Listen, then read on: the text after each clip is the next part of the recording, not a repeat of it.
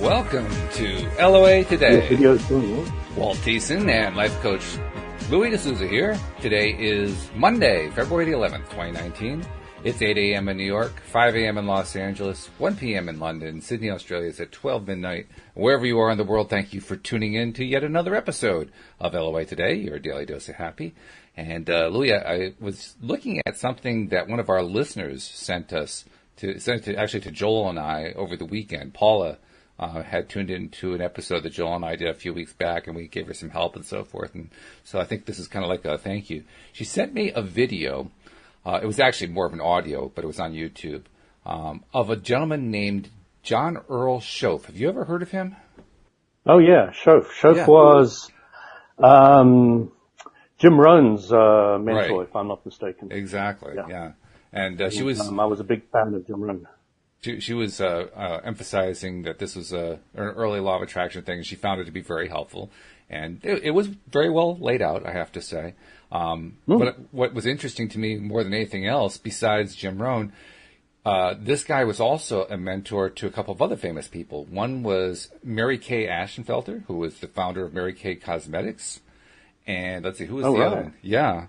And the other one... And of course, Jim Rohn was a Herbalife distributor. He was an Herbalife distributor. And the business mentor for Herbalife. Exactly, yeah. And I'm trying to remember who the other person was. It was a famous person. Who was it? Oh, Zig Ziglar. Zig Ziglar was a student. Zig Ziglar as well. Yeah, yeah. So it's interesting to see that there's actually almost like a genealogy of law of attraction people, and who's been influenced by whom over time. But Shoaf is not somebody I paid any attention to. I was kind of peripherally aware of him. But I listened to the recording that Paula sent us, and he was good. He was good. Good presenter. I'm curious to learn a little bit more about him just to see, does he have any other interesting insights to share? But I just wanted to thank Paula for sharing that, because that was a good share. I like that one. That was really good. So thank you, Paula. So how you doing, Louis? You have a good weekend yourself? Gone again. What's that? Your video's gone again. My video? Oh, no. Well, let's reset again. No worries. We can keep talking, but... yeah, good morning, LOA today, guys. Lovely to have you listening and online. And, we're going to have an exciting morning to wake everybody up after a fantastic weekend. How was your weekend, Walt? My weekend was very good, actually. We went to visit my wife's sister and niece and nephew and had a very nice time visiting them and enjoying ourselves and so forth. And it was good. It was good. It was really good. How about you? I had a busy one with the kids and all the rest of it. Your video is only half again, Walt. Yeah, I know. I'm messing around with it, trying to get that to work while you're talking. Oh, there we go. Perfect. Okay. Fantastic. Yeah. No, but basically a good weekend. Yeah, really, really good. I'm at the club at the moment. I've just finished yoga. That's why I've got a different environment here. Yeah, this is a little different, isn't it? Looks like a nice club, though.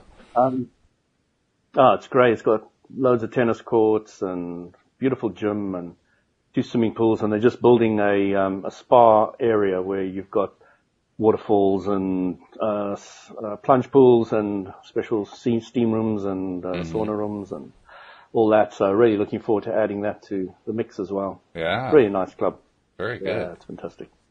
So I don't know if he's going to pop in, but one of my guys one of the sauna mates is here, and we just had yoga together, and he might pop in and say hi. Oh, that would be great. Yeah. I mean, you've been talking about your sauna friends for a long time now, and I began to wonder, were they like mythical creatures, or did they actually exist? So mythical creatures, yeah. It'd be nice to see one who's actually, really there. We'll see people spending. Probably gone to have a swim or sauna or something. Mm-hmm. Yep. After yoga. Yeah. So, I just wanted to mention this before I forget, but, not that I can forget because I'm really excited about it. Next week we're going to have Daisy Joplin, and you can look her up on Wikipedia. You can have a look at her YouTube videos. She plays, violin, very professionally, and, she's coming on to explain to us, how the law of attraction got her set up and successful. So. No kidding. In her career and her business. So, she's definitely booked in for next Monday. Outstanding. So I'm really keen to have a good chat with her. She's very much into the Abraham Hicks and has practiced that for many years now. It reminds me of often when I call her, she says, "Oh, I just have to pause my Abraham Hicks." Oh, yes, there you go. It reminds me of something that gentleman Earl Shoth said on the video I was listening to this morning. He talked about how when you're trying to attract stuff, don't think about it in terms of how you're going to pay for it. Just think about the things showing up. And so I love stories. Yeah. Anytime somebody talks about something that they aren't necessarily directly talking about earning money or whatever, just this career came to them. It's just the thing that they really wanted to do just kind of showed up. That's actually a more fascinating thing to me. How does that happen? How cool is it that's going on? What was their particular route for getting there? How did it play out? That's the fun part. Yeah. I mean, I so enjoy this one specific aspect of the law of attraction is, one statement which explains it is fake it until you make it. Yep. A lot of people don't like that very much, but it is exactly as it is.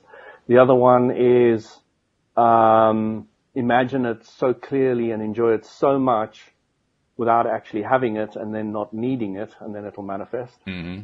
And there's so many ways of doing it. It's just leaving the past behind and focusing where you want to go, because your thoughts create your reality. So you've got to think of where you want to go, not where you are. Because most of us want a little bit something different than what we have at the moment. Mm-hmm. This is true, yeah. Just a little bit. Well, you mentioned fake it till you make it. The thing I always think about and that's a really great phrase. I love that one.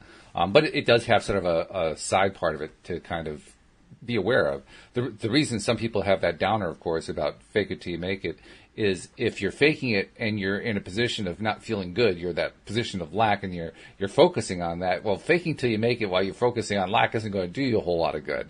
You have to fake it till you make it with the idea of getting yourself into the good feeling place, and that's when it actually pays off.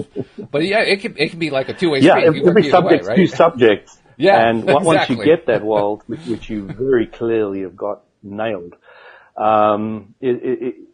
all these confusion about fake it till you make it and all the rest of it, the little bit of vibrational screwiness to something like that, you can clean up by understanding that every subject's two subjects. Right. And it is one of the most powerful things you can really live and learn in your life is to really get that clarity about, every subject's two subjects. So if somebody's talking about something, especially the moms at school and education, education's so screwy, you can feel the vibration of going in different directions of all that. Because, you get teachers who really are trying their best and they're doing a very positive job, but they're doing it with screwy rules. Very true. Screwy, hey, we have a request for help. What's the word? Curriculum. The curriculum? Mm-hmm. Yeah. And they're not focused on the basics, which, if we wanted to talk about a real subject today, you can kind of bring in education and the law of attraction. What would education look like if you based it on the Abraham Hicks / law of attraction type scenario? What do you think it would look like, Walt? It would look like a Sudbury school.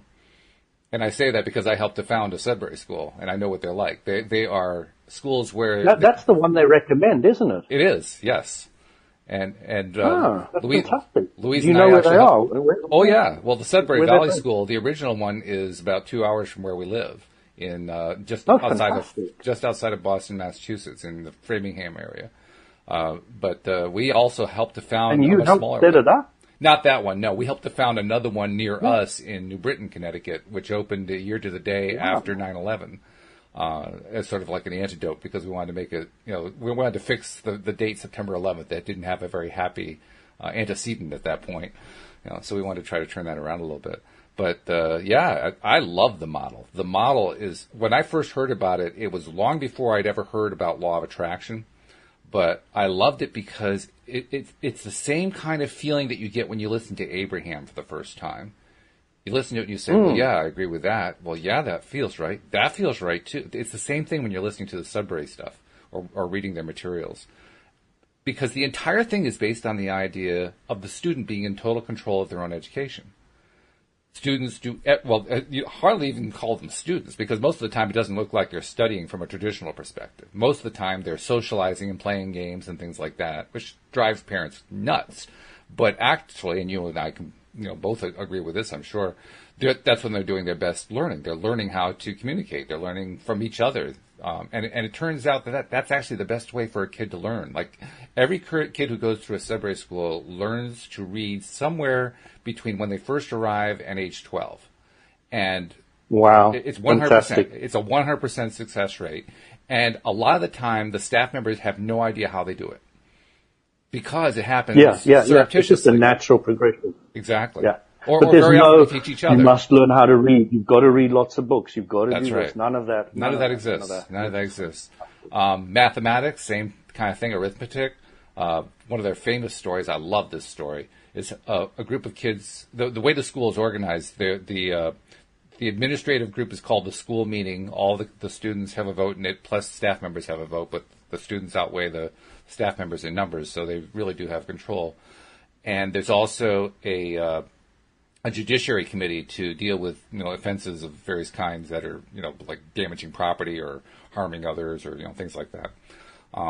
And it's fascinating that the people who go through this kind of environment, they're having to deal with all of the real world stuff that adults have to deal with, but they're kids. So, for instance, there's a group of kids who want to form a club for the purpose of, I don't know, building a playground or I don't know, whatever. There's an endless number of possibilities because it's just whatever their imaginations are creating. So these kids get together and they wanted to do this Project X, whatever Project X was, and they realized they needed some money for that. Well, like most schools, there's not like this endless supply of money. So they have to go to the school meeting and convince the school meeting to fund this thing. And the school meeting may or may not do that, or they may fund it partially, that kind of thing, which means most often the kids have to raise money in some way in order to fund whatever their project is. And in the course of doing that, they realize, well, we got to know how to do arithmetic to do this. And so they contact one of the staff members, and the famous story is when they contacted Dan Greenberg, who was one of the main founders of the Sudbury School. They went up to him and said, well, we want to learn how to do math. And now the staff members have a lot of experience with the students, and there are a lot of projects that start and then die quickly, hardly before they even get going. So they're aware of that phenomenon. So he's a little bit skeptical at first. He says, well, why do you want to do this? And do you really think you could actually stick this out? Because we have to be meeting like 3 days a week and you're going to have some homework to do. Oh, yeah. We're going to do all that. And so they actually work out a contract for him to teach them arithmetic. And once they got the whole thing worked out, isn't that great? Once they got the whole thing worked out, they started studying arithmetic. They used the teacher's textbooks. You know how the teacher's textbooks have the answers in the back? So they could actually check their own work as they're going along. They covered the first 6 years of what for here in the United States would be grade 1 through grade 6. The first 6 years of arithmetic in 10 weeks. And Dan was blown away the first time that happened. So he went to a friend of his who was the head of a mathematics department at a local public school and said to him, this amazing thing happened. We had all these kids who wanted to do this, and I sat down, I taught them this, and they did most of it themselves, and they learned 6 years of arithmetic in 10 weeks. And the math teacher says, I'm not surprised at all. And Dan says, why? He says, because you can learn it that fast. It's just that we have to spoon feed it to them in order to get them to learn it. So that's why we do it over a 6-year period. Yes, exactly. When you've got a cooperative component, it's very, very easy. Yeah. Yes. So you get lots of stories if people start understanding those words, cooperative component. Yes. You can move things forward very quickly, very, very quickly. So there's my long answer to your question. What do I think it would look like? It would look something like a Sudbury school. Wow. Yeah. I'd love to hear more and more about that because that fascinates me. I warned you, it's one of my favorite subjects. I can go on for a long time talking about that. Before we go too much further, I implement as much of that as possible with my children. All right, we'll talk about that. But Shireen had posted a question a while back, and I want to make sure we get to her question because she's apparently feeling some pretty bad pain. She says, my depression and anxiety are getting the best of me. Help. And please, how do I beat anxiety? To answer that, I'd like a little more specifics. Okay. So, Shireen, if you can tell us a little bit more about the details. I will tell you in general, Shireen. First, thank you for asking the question.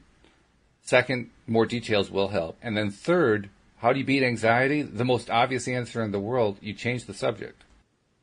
Because when you're anxious, you're focusing on all the things that you don't like, right? You're focusing on... So the basic what doesn't feel question, good. based on what you've just said, Walt, is, Shireen, are you aware that it's the subject or a subject or a couple of subjects that are making you feel depressed? That your focus on those subjects are making you feel depressed. Are you aware of that? You know, is there clarity that if you're focusing on your dog, which you love, your vibration changes? Can you feel that? Can you really get into the place of understanding that when you change a subject to a subject of something that you love and like, that you change your vibration? That concept is not necessarily that clear to a lot of people, that the subject they're looking at the moment is the one that's making them feel depressed. Now, she also gave us some additional information, so thank you for sending that, Shireen. She says, I have had anxiety disorder since 2 years old, and I take some meds for it, but the meds don't help. Well, not surprised. If you've been taking meds since 2 years old, I don't think anything will still work for you. I'm sure your body is true, yes. I'm sure your body is saying, this is not a real solution. It's a little bit like this guy. I read this book, Take Off Your Glasses and See, and he gave this a fantastic example of something that just blew me away of its simplicity. He said, with glasses, you go to optometrist, he gives you stronger glasses. You go to optometrist, he gives you stronger glasses. You go to optometrist, he gives you stronger eye. And a few years later, you go to optometrist and he gives you stronger glasses. And you don't say anything to your doctor, do you? Or your optometrist. They're not actually doctors. So, he said, would you go to a normal doctor if you've got a cut on your hand? And he puts a plaster on. You go back a couple of weeks later and he needs to put a bigger plaster on. You go back a couple of weeks later and he puts a bigger plaster on. And you go a couple of, wouldn't you say to him, I want to get rid of this. I want this thing to heal. I want this thing to be fixed. And he said, eventually you're putting plaster Paris on it. Would you accept that? No, but why do you accept that with your glasses? Why? And it's a very good question because, if you're looking at many parts of our medical profession, it's so flawed that, and, you know, I would probably get in trouble with saying to anybody that, you know, stop your meds and all the rest of it. So I'm not saying that. Okay. Making it very clear. Right. Because, you know, the doctors think they do know what's best. And I can tell you now, Shireen, the person who knows what's best for you is you.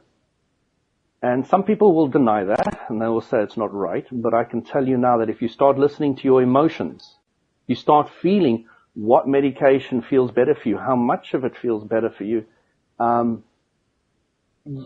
where to go to speak to maybe a different doctor or maybe alternative or whatever feels right for you, you will find a solution that will lead you up and up and up that emotional spire. But listen to your emotions. Something feels really wrong for you, turn around, go the other way. That's our basic things. And learning to trust your emotions is one of the first things anybody who's becoming proficient in law of attraction needs to get a grip on. They need to get a grip on the fact that you have the best guidance anywhere from anybody in the entire universe is inside you.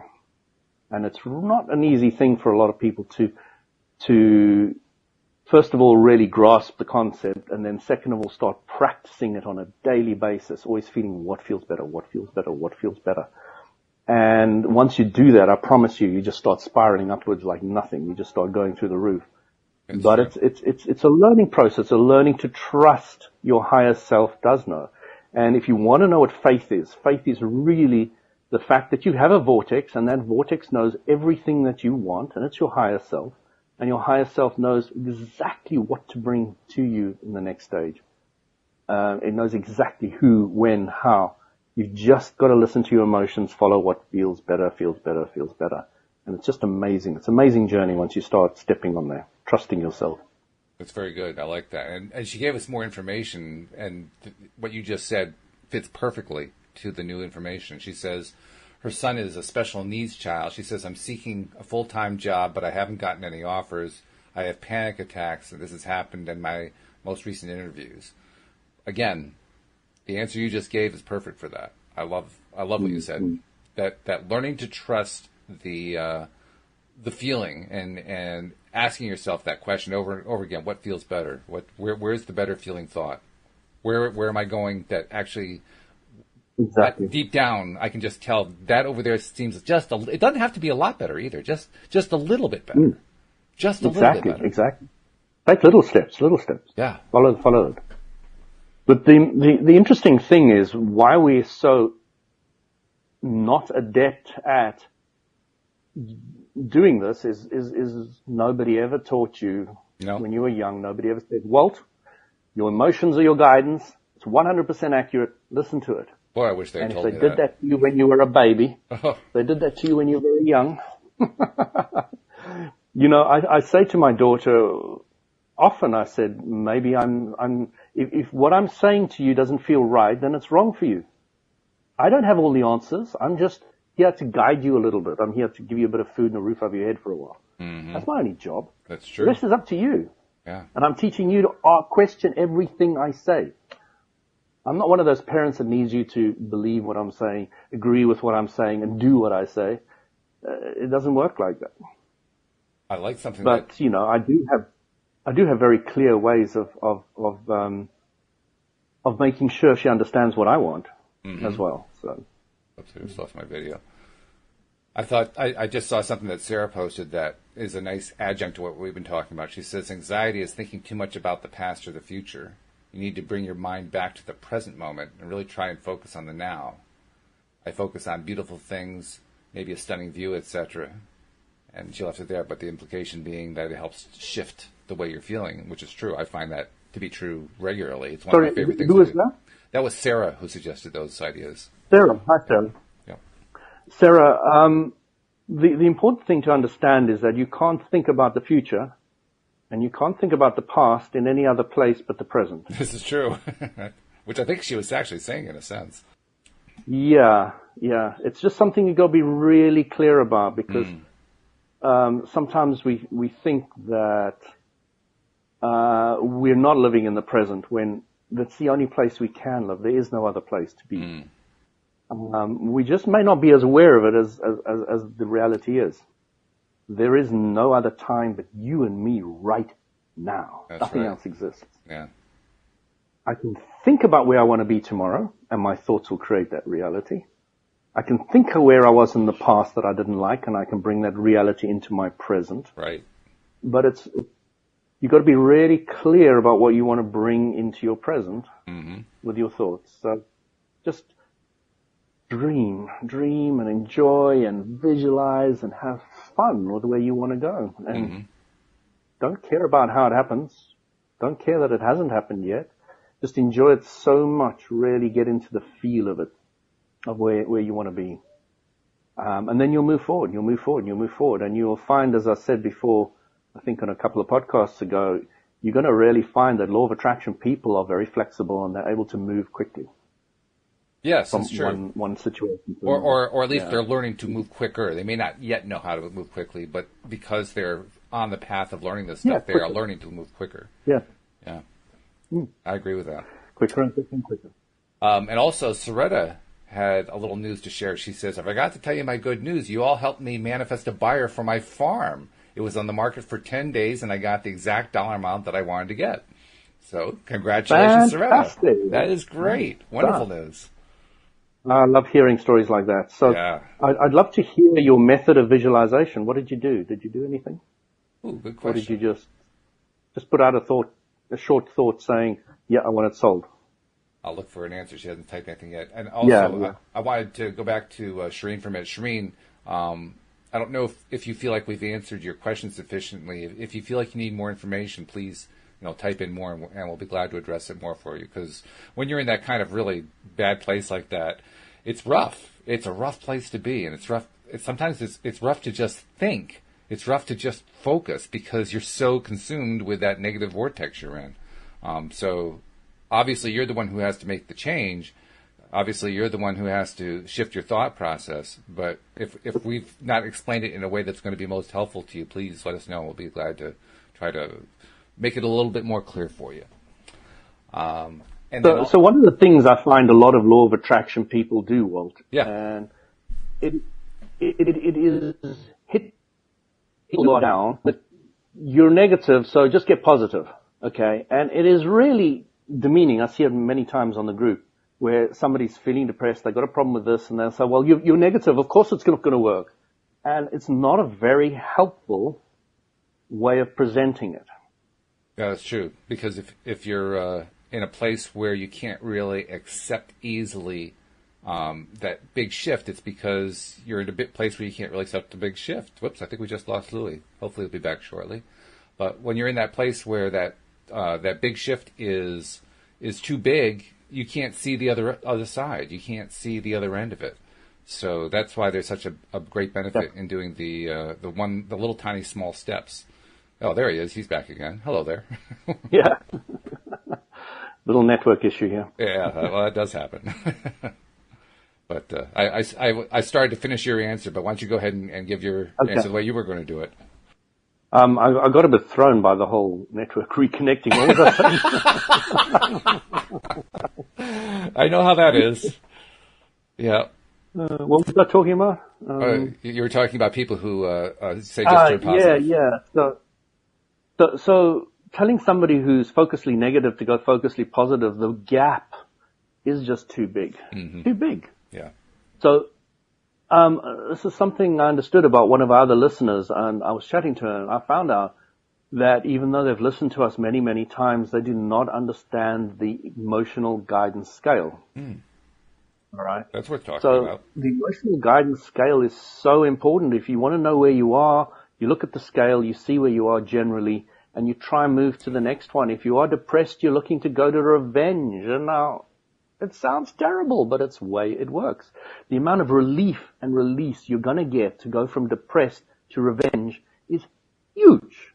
It's absolutely massive, and it mustn't be underestimated. We're not saying stay at revenge. We're saying move up to rage, and from rage move to frustration, and frustration move to anger, and from anger move to I don't care, and from I don't care move to hope, and from hope, expectation. So, it's really important for you to just to look where you are on the emotional scale and just go that little bit further. And that's what I love about the Abraham Hicks guys, because as soon as they get somebody on the stand, they can see clearly, which I can't often. I kind of have to feel it through where somebody's at, and then just try to take them, and they take them to the next level, which I've never seen them fail at doing. Mm. I've never seen them fail at taking anybody they get there. And of course they choose them based on the fact that they're able to shift, to go that little bit higher. They say that quite clearly. We look in the audience and we see who's got a clear enough question and is able to move vibrationally into the answer. Mm-hmm. Mm-hmm. Okay. So it's fantastic when you've got that ability. Oh, yeah. Because if I take somebody who's depressed and I tell them to go get happy, it's no good to them. It's like you just want to kill them. If I was depressed and somebody said just get happy, I was like, yeah, well, beep, beep, beep, beep. You'd have to edit out everything I was going to say. Right. Yep. Mm-hmm. I also want to emphasize too, when we talk about move up into revenge, we don't mean to actually act on the revenge. We want you to be in the feeling place of it. We don't want to actually go out and take revenge on somebody. That's not usually the best thing to do. But being in the feeling place so that you can move up to the next step and the next step and the next step, that's the real idea there. Or if you're moving up into anger, you move up to anger for the purpose of expressing the anger and getting it out. You don't want it, turning around inside of you. You want to get it out so that you can let go and say, oh boy, am I glad that that's gone. So you can move up to, whatever the next level is up. And I have to say there are some times when it's useful for me to think in terms of the emotional guidance scale and sometimes not. The times when it's useful is where I'm trying to figure out what's the next nearby step and I'm having trouble finding it. So I'll go look at the written list and see what they're saying the next step is. And that kind of gives me a clue. Oh yeah, okay. Well I haven't gotten the anger out. So I need to get the anger out, something along that line. But for me, most of the time, it's really just which one feels better. I don't necessarily have a label for what the next feeling is. It may be still be a negative feeling or maybe a positive feeling. It could be either one. But which one is the next better feeling thing for me? I don't have to have a word to describe it. I just aim for that better feeling thing. And I kind of alternate back and forth. I mean, I don't know. Do you use the scale all the time? How do you do it, Louis? I probably do it exactly like you do. I kind of just use my emotional guidance. My does it feel better or does it feel worse? And I'm always heading for the path of least resistance, path of least resistance, path of least resistance, and heading forward that way. To nail down on the emotional guidance scale which emotion it is, I don't think I've ever done that. Now, I've been promoting it now, but what I'm trying to say is understand the concept. And then go to your inner guidance and listen to them, what they're saying to you, must go next, next. And know that you're looking for, you're knowing that whatever they're guiding you to, your higher self is guiding to you to go next to, is going to be higher vibration than where you were. So, understand the emotional guidance scale, but not necessarily break it down into all the aspects that, there's another way that I've used it now that I think about it. There have been times where, particularly if I find I've been in kind of a negative pattern for quite some time, I'm not really clear where I am. I'm not really clear what I'm feeling. I just know I don't really like it a whole lot. And so I'll look at the scale and I'll realize that I'm actually higher on the scale than I thought I was. Because if you stay on, well, I don't really know where it is, but I know it's negative. You start falling down the scale. So it's really probably not the best way to go about doing it under those circumstances. So under those circumstances, if I'm not really sure what I'm feeling, I'll look at it, I'll try to see which label comes closest, and I'll say, oh, well, I'm only at bored. That's not too bad. That could be a lot worse, as opposed to feeling bored and then just slipping and sliding down. Then all of a sudden I do get down to anger or depressed or something like that. So under those circumstances, it's really helpful to know just, where am I on the scale? And then once I know I'm at board, like, oh, Jesus, I'm close to the top. All I have to do is go up to, what's the next good feeling? Is there something I can feel optimistic about? Something I can feel hopeful about? Okay, I can go for that, Yeah. Yeah, it's really interesting that people are not that aware that when you're focusing on what you don't want, it'll just get bigger and bigger and bigger and bigger and bigger and bigger and bigger and bigger and bigger and bigger. Yeah. And it's one of those strange things. You're right, it is interesting. It's strange because on the one hand, I've been, since day one of reading and hearing The Secret and recognizing that that law of attraction is both the stuff we want and the stuff we don't want, just depends on what we're focusing on. When I realized that, I became overwhelmed with the notion that I had so many negative thoughts going on. In fact, that's kind of how I got to watching The Secret in the first place, because of a conversation I had with Louise where she said, you're focusing on a lot of negative stuff lately. And I said, no, I'm not. And then I proceeded to think about what I was thinking about. And I said, oh, yeah, I guess I am. This is not a good thing. Well, in the process of doing that, I realized, there's a lot of negative crap going through my head. How the heck am I going to stop all this stuff? And I started to feel overwhelmed by it and falling right down that scale. It was kind of a thing. So that tactic that I used to kind of turn that around was, first of all, stop trying to control all the thoughts at once. And second of all, just take measure of where I am right now. It's probably higher than I thought it was. And then I feel a little bit better about it. And that gives me the step in the right direction to start turning the momentum into a positive momentum. So once you start vibrating on a much higher vibration level and you start being a lot more positive, when you sink down to that negative place again, you really feel that contrast massively. Yeah. And you don't stay there as long. That's what's so interesting about it. No, you don't, because you're so aware of it and it's so painful. Exactly. You don't want to stay there at all. Yeah, you bounce out a lot faster. In fact, it does get to the point where I actually did feel depressed. When was it? Sometime in the last year. I can't remember when it was. And I think it lasted 3 minutes. I mean, it was literally that quick because I just definitely did not want to be there. I started doing every process I could find on my list just to climb out of it as soon as I possibly could. And I did. I climbed out really quick because I hadn't built up much momentum. Yeah. But I mean, in my recollection, I've only been depressed once in my life, and literally it was for about a minute or two. Simply, the first thing that happened to me is I realized I was I was wallowing in my own self-pity. Mm. And that came to me extremely clearly. And after that, I was like, no ways am I going to stay wallowing in my self-pity. So I just ripped myself out. But this was long before I knew all this stuff. Mm. Hey, Suraj has an interesting question for us. He says, for both of us, what part of your morning ritual is non-negotiable? What part of your morning ritual is non-negotiable? Suraj, I would have no part of my morning that'll have any of that kind of connotation. I wake up, I look for the better feeling place, and I move forward. That's about the only part that's non-negotiable, really. Just do that. I wouldn't look at it as non-negotiable, just focusing on what you want, moving forward. Yeah. But you're probably right if you wanted to use a negative non-negotiable. I would say, yeah, just keep on high vibration before you go to sleep, high vibration when you wake up. Try and maintain it for as long as you can before somebody knocks you out of the ballpark. And then try to get back as quick as possible. I don't think of it as non-negotiable, but there are a couple things that I do each morning that I do in order to feel good. And do I do them every single morning? No, so clearly they must be negotiable.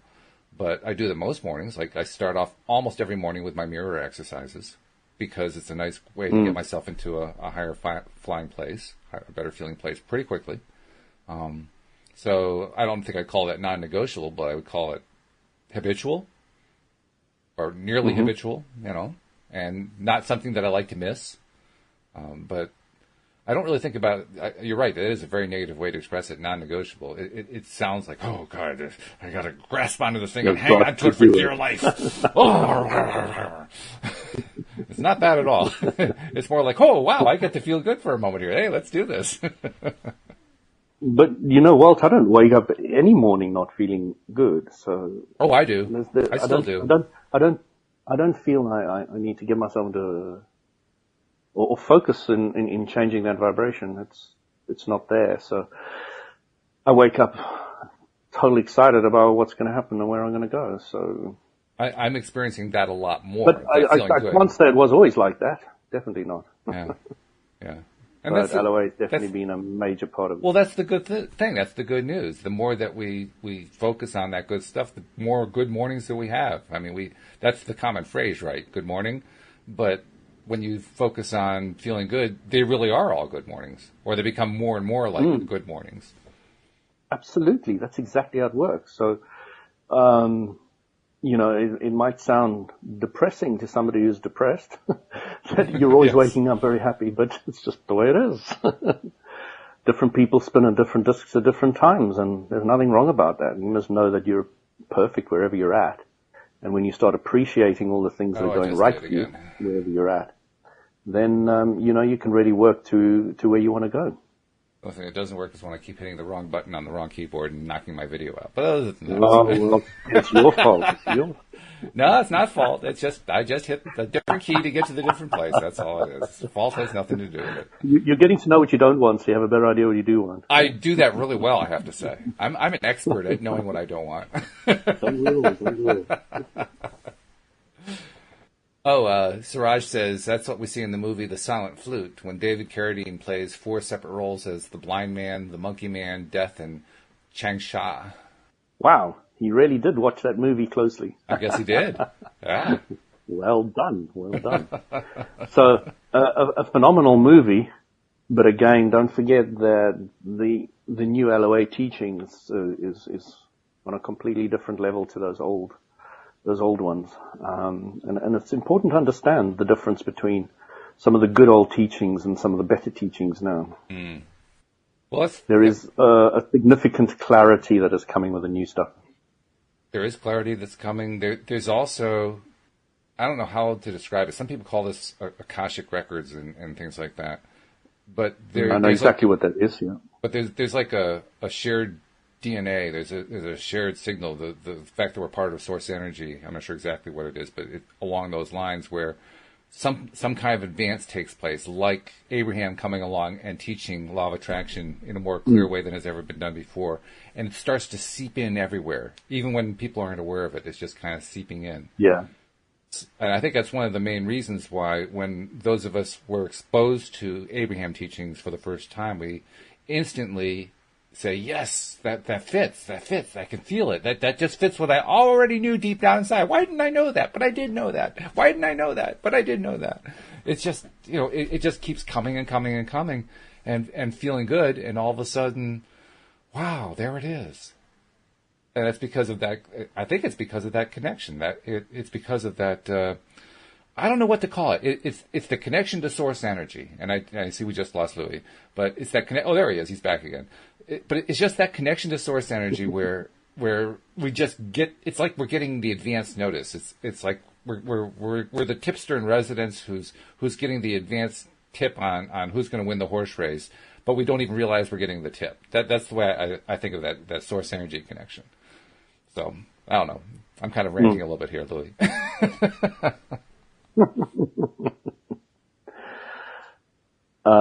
Yeah, I missed a little bit of that because I was going in and out. But those records you were talking about are supposedly a place where everything that'll ever be is stored. Mm. So all inventions, all ideas, all concepts, all teachings, etc. So tapping into that is, it can be quite useful. They say most of the inventions of Einstein and all the rest of it came out of all that kind of place. So basically it's your source energy. So when you tap into what knows everything that's best for you, then you can move forward quickly and easily. Hey, I want to ask you something about that, because that's very similar to the teachings of Neville Goddard, and it's the one teaching of Neville's that I have the most trouble with. Because he teaches that all creation is already completed, and that what we are doing as what we would call deliberate creators, he doesn't call it that, is we're tapping into that stuff that's already been created and saying, yes, I'd like that, no, I don't want that, and so on and so forth. Very similar to what you just described. And from my perspective, that doesn't actually make sense. The reason it doesn't make sense is all of creation is infinite. It is an infinite amount of creation, and you can never reach the end of infinity. So it actually doesn't make any sense to say it's all been done, because you never actually get to the end of it. I'm curious, what do you think about that? Oh, it's the age-old debate that nobody can really get to the bottom of in the contrasting universe. Yeah. I think in the non-physical, it's not really a problem to comprehend the vast complexity. No. But that again is an assumption. It's true. It really is a tricky one. It's a tricky one, and it's great to have these kind of questions. You need to have the endless question of life, the universe, and everything. I mean, I like the best answer ever is 42, but yeah, that's right. Douglas Adams, gotta love him.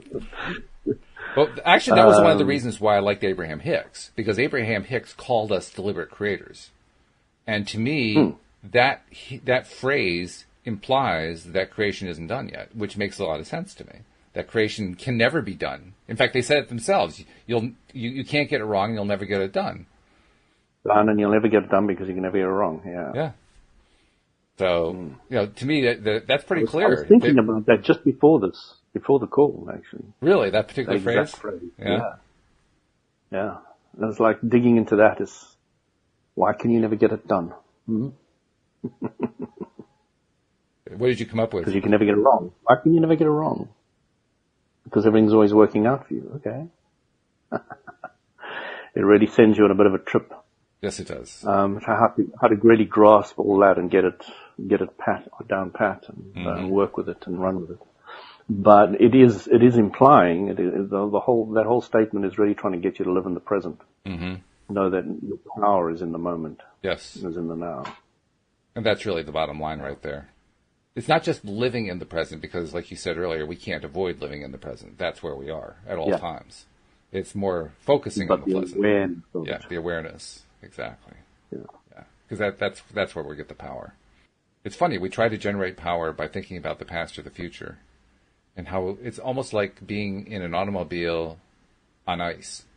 And you hit the accelerator, and those wheels turn like crazy, and you don't go very far. I mean, you can eventually, you can actually get up to speed eventually. Yeah. Because you can't totally stay focused on the past or totally stay focused on the future because you're in the present. So you're going to get it going at some point, but it's so much more efficient when you just focus on the present. You get you don't have any ice under your wheels at that point. Yeah. But I was just thinking, if you add some resistance to those wheels, you get a better grip, won't you? Isn't that interesting? Yes. That's a good way to look at contrast right there. I like that. Exactly. Yeah, exactly. let's remember that metaphor. That's a good one. I like that one. That's very good. Well done, Louis. I think you just hit the crowning point of the entire podcast today. That's very good. Yeah. Appreciate the negative. Appreciate the depression. Appreciate the rage. Appreciate the anger. It's one of Joel's favorite because it's things. gripping you to help you move forward to the rocket of desire. What you want. Mm-hmm. Mm-hmm. That's what it's there for. Even though you start really grasping that, it's amazing. Even though when you're in the middle of it, it doesn't seem like it.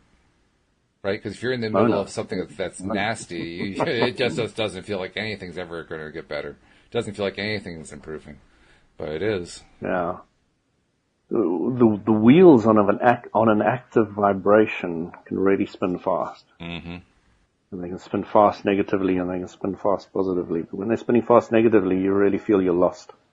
It reminds me of car going down the mountain at 100 miles an hour. Well, it also reminds me of a dragster. Because a dragster, when a dragster race starts, the dragster's wheels are spinning at this ridiculous rate, and the dragster's hardly even moving. Right. And then all of a sudden, it gets that resistance on the ground and grabs, and zoom, it just takes off. Yeah. No, I've never been to one of those. It'll be a great experience. Bring some sort of ear protection. You will thank me later. I don't know if they've got those in the UK. Yeah, I don't know. They probably have. Go to a gardening center. You can find them there. Because a gardening center a gardening center. We got hundreds of those. Because gardening centers have power tools for blowing leaves or cutting grass and so they have ear protection for those things. Mm-hmm. Mm-hmm. Louise actually has one of those that from the gardening business, but she brings it with her when we go to the movies because, these days the theaters have the volume turned way up. I wasn't talking about ear mufflers. I was talking about drag races. Well, I was too, but at drag races, you want to have the ear muffler to protect your hearing. That was my point. I understand, but I don't know if there are any of those drag races in the UK. Oh, there probably are. You just have to look for them. Probably are. Yeah. I mean, that's like one of those universal things. Why people go to the races? To see the car crashes. That's universal. Yeah. That's everywhere. So it's going to be the same thing. Monster trucks. Do you have any monster trucks there? The trucks with the big wheels? Again, I've never been in that kind of circle. I've seen a dirt track with some old cars running around bumping each other. Demolition Derby. Round and round. Yeah. Yeah, Demolition Derby. I've been to one of those. But I haven't been to any of the other kind of things. It's not something I do either, but I know that they exist. Every once in a while I'll see a commercial or an advertisement. So are there any other questions there, Walt? Questions that I think we've kind of calmed them all down because, the questions have kind of gotten quiet. So why don't we see if we can, come up with our own to address for the last 10 minutes of the show. I don't see anything else new there. So let's see. What's a good question to address? Well, actually, can you give us a little bit of more of a teaser about Daisy who's coming next week? What? I mean, I know that she's a violinist, but can you tell us even like a little bit of a tease about her story? The first thing I would say is just go and have a look at a YouTube video from Daisy Joplin, Joplin. Mm-hmm. And have a look at her. When you watch her, this is the thing that amazed me when I watched her is there's so much life there. Mm. There's so much exuberance. There's so much passion. And it's not just standing there quietly playing the violin. That's not her. So yeah. I mean, it is really exciting. I'm really looking forward to listening to her story because, stories are so important. I know on a lot of my really beginning podcasts before we had video, and I strongly recommend people go back and listen to them. I talked about a lot of different experiences that I've had. And I've kind of got a lot of those out the way. There's still lots more that I can talk about, but That would be great if, somebody goes and has a look at those, because there's some really, really good, understandings of, sickness to health. There's a whole thing, different religion, and a lot of other factors that we talked about there. So, my website's going up at the moment, so I'll have a list of them and people can just jump on there and I'll be able to reference them. I'm going to put numbers to each one and I'm going to say, go have a look at this one or that one. Oh, very good. So that's all coming together now. It's all about having fun. Mm-hmm. Total fun. I was noticing that idea when today. Somebody's depressed and you're saying go have fun. It's a stretch, but ultimately you get your vibration higher and higher and higher, and it's just the way it goes, Yeah. And then you get into this better place, and things get happier, and things get easier, and everything starts working out for you in an easier, quicker way, which is what we all want, really. Mm-hmm. We just want. We want to live our life to our fullest potential. And the potential that we have is really just first appreciating where we are. Mm-hmm. Very true. That is so key. I mean, I don't know if people really know. They probably hear it a million times, feel gratitude and appreciate where you are, what you've got. But I don't think a huge amount of people actually do that. They don't actually sit down and say, okay, this capped out car I've got is still getting me from A to B and it's really nice and, it doesn't fall down, it doesn't break down that often, but, I'm so grateful I've got it and, isn't it nice? Yeah. I got a nice perspective on that this weekend because I mentioned that Louise and I drove down to New Jersey to visit her sister and niece and nephew. And, obviously people that we don't see every day, but we got to spend time over the last day and a half or so, just interacting mainly with her sister and having conversations. Mm-hmm. And in the course of those conversations, I kept noticing over and over again, and I had to actually stop myself because there was a part of me that wanted to say, by the way, Lee, you're doing this, but I didn't do that because that's not a good thing to do in most cases. But she would do what most people do. In the course of a conversation, we would actually talk about some things that were good, some nice, good things, which is kind of an improvement for Lee because Lee can be a little bit of a downer at times, but she's gotten better at focusing on that stuff.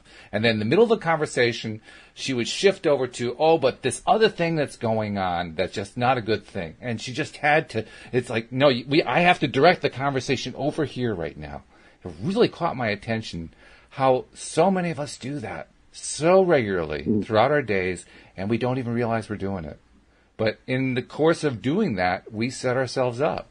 We set ourselves up for all kinds of lack end of stick or sticks that we don't even want to have anything to do with or whatever, but we just set ourselves up. It's amazing how often we do it. Mm-hmm. So really setting yourself up and all the rest of it is just active vibrations. It is. And the thing that I find people seem to struggle with is boiling down the law of attraction to philosophy, to simple concepts of the way it is. Because if you break everything down to a vibration, to a thought that you've thought often, then it takes away the stigma of whatever it is. Mm. It allows you to understand that you created it. It allows you to understand that you can focus on another subject. It allows so many things, and you can solve every different type of problem in your life. Right. So think more in terms of philosophy rather than specifics, and you will be growing spiritually is the old language I would use. You will be raising your vibration is probably the new language I would use, but that's interesting you should say that. You get the drift. You get the drift. I do, yeah. I'm asking myself, is that the way that I approach stuff, the way that I do things? Because I was always very interested in philosophy. Philosophy. Is that what you're asking? I'm asking myself about that because I always had a strong interest in philosophy. I mean, I had an informal minor in philosophy because my school didn't have minors. Yeah. But I actually took more courses in the minor than I did in the major, to be perfectly honest. So that's how much I was interested in philosophy. And as I'm sure you know, most of that philosophy is absolute rubbish. And I had to go through all of it in order to discover just how much rubbish there is in it. So as I discover The Secret, or as I discover Abraham, as I read Neville, as I read some of the other philosophers and teachers who have taught us about what we now call law of attraction, do I look at it philosophically? And I think there's a piece of me that doesn't, because of that past experience of looking at all that negative rubbish philosophy and saying, I don't want to go down that road. I don't want to explore all that stuff. I just want to feel the darn thing. Because for me, at that time, I was not into the feeling part. It is. But I'm just describing what my experience has been. My experience has been, I didn't feel good going down that road. And at the time I was going down that road, I did not... Replace the word philosophy with rules to the game of life, which is the sentence I always love. How the game is really played, the way it is. I don't know, something else, something that you can resonate a little bit more with. And that's kind of where I was going. I think the phrase I would use is what works. Yeah, what works. What Perfect. works. Nice one. Yeah. Mm-hmm. And the reason I say that is I want to look at the lack end of the stick for a moment for contrast. When I was studying philosophy, the traditional style of philosophy, I was also not in contact with what I was feeling. I did not have that kind of I had been trained not to have that contact. So Walt, I recently the little book of philosophy. It's an audio from Amazon. I went through that and I was amazed. I'm putting the pieces together of what man and society kind of get because they've learned from these philosophers. And I really appreciated it. I really, really enjoyed that little snippet. They take different philosophers and they've got the date kind of thing and they've highlighted the most important ones. Mm-hmm. And I had no idea. The one philosopher said, I think, therefore I am. You know why he said that? That was actually a large portion of the debate about what I studied in school. Why did he say that? But I'm curious to know what your answer is. Well, this little book told me, and it seems 100% accurate. Everything else could be misconstrued. And a magician can say a table's not a table, a chair's not a chair, or this is here, no, this is not there. So your five physical senses are not 100% reliable. The only thing that is 100% sure of, that he was 100% sure of, is that he thinks. Mm-hmm. And that was, what a fascinating philosophy. How to go through all the five physical senses, realize that you can be deceived by almost anything and everything. Mm-hmm. And then coming to the conclusion that the only thing that you could really grasp was your thoughts. And of course, Abraham Hicks' teaching goes to the thoughts, and thoughts create your reality. So, it is really quite amazing. It's quite incredible. Once I kind of got it. I got where he was coming from, and it was a very advanced and clear understanding. I remember when he didn't really go anywhere with it. It didn't go anywhere. It didn't say thoughts create your reality. It didn't go that far. Right. But it did bring you up to the point of thinking of how important thoughts are. We've only got 1 minute left, and I really need to leave on time. So okay. I don't know if you want to get in your little bits there. I'll just give my last bit. I really enjoyed this. I'll just give my one last bit, because it was Descartes who wrote, I think, therefore I am. And I remember one of the rabbit holes we went down was, maybe it should be I am, therefore I think. The idea being that everything starts with who I am, and that is where the consciousness starts, and that's where the thought process starts.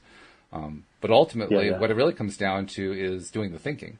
It's that's where you're conscious, when you're doing the actual thought process. Yeah. So I think that's where the value of the Descartes statement is in the fact that you think. I agree with that. Anyway, I know you have to get going, and I want to thank all of our live stream listeners for tuning in and listening as well, and as well as our recorded listeners, because they're all wonderful. Thank you, Louis, for sharing your words of wisdom today. We hope you have a great week. You're very welcome, and carpe diem, everybody. Seize the Absolutely. day. Have a fantastic week, and we'll catch up next Monday. I love it. With Daisy Joplin. Daisy Joplin's going to be joining us. This is going to be great. Maybe she'll even play for us. Who knows? That'll be fabulous. Anyway. Ooh, that'll be interesting. We hope you'll join us next time. We'll see you all next time here on LOA Today. Goodbye, everybody. Bye.